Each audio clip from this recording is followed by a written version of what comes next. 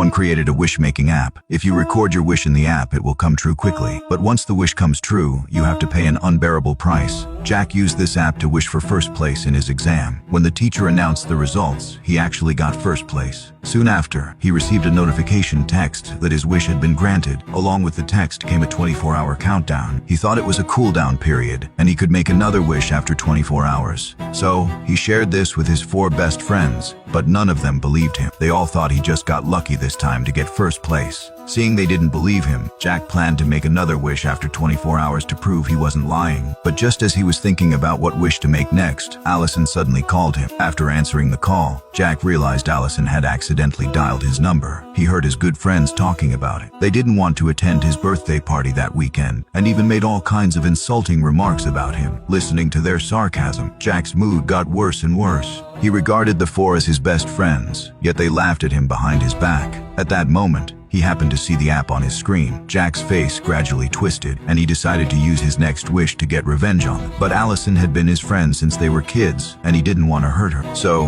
he called Allison to confirm. As soon as the call connected, Jack asked if she wasn't coming to his birthday party. Allison really couldn't attend because she had long jump training on the weekend. But before she could say that reason, Jack hung up the phone angrily. When she called back, he had already turned off his phone. Helpless, Allison could only find a chance to explain to him. Meanwhile, Lucas suddenly picked up his phone, wrote down his date of birth, and got ready to make a wish using the app that Jack recommended to cancel Allison's long jump training on the weekend, so she could spend a pleasant time alone with him. Even though Lucas didn't believe the app and was only making the wish for fun, he stepped into a death game from that moment on. After Lucas left, Allison went to Jack's door, wanting to give him his birthday gift in advance. But Jack refused to open the door for her, not even responding to her calls. It wasn't until he saw Allison trying to climb over the wall that he pulled back the curtain. The gift Allison brought made Jack happy, and the unhappiness in his heart faded away. But when Jack asked her why she had mocked him for having a birthday party like a primary school student, Allison looked confused. She had never said such a thing. At that moment, Jack suddenly realized something was wrong. He figured out that the person who had called him earlier might not have been Allison. Instead, someone intentionally made him hear those insulting words his friends were saying about him. Meanwhile, Jack also realized that the countdown on that wish-making app might not be a cool-down period. Instead, it could lead to some kind of bad outcome. So he told Allison she must not use that app.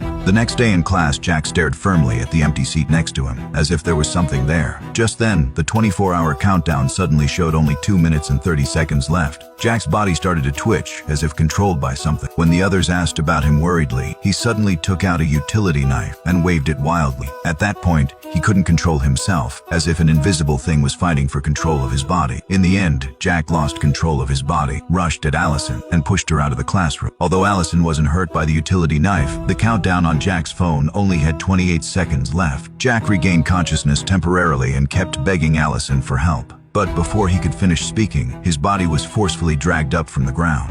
As the countdown neared 0, his hand holding the utility knife moved again. Then, right in front of Allison, he slit his own throat. When Allison hurried to Jack's side, he had already stopped breathing, and the countdown on his phone had hit 0. The police investigated the incident, but finally ruled Jack's death a suicide and found nothing else. When Allison arrived at training, the coach saw her covered in blood. Afraid she couldn't bear the blow, he decided to give her 2 days off. The next day was the weekend, the day Lucas had wished for Allison's training to be canceled. As she turned to leave, she suddenly thought of Lucas's wish. So, she urgently stopped the coach from giving her the day off. But the accident still happened. The chandelier in the training room suddenly fell down. Now that the training room was damaged, it meant she had to take the day off. Allison knew something terrible was coming and quickly took out her phone to note the time. Meanwhile, Lucas just received a text message. His wish had come true at that moment. When Allison found Lucas, his phone had indeed entered a 24-hour countdown.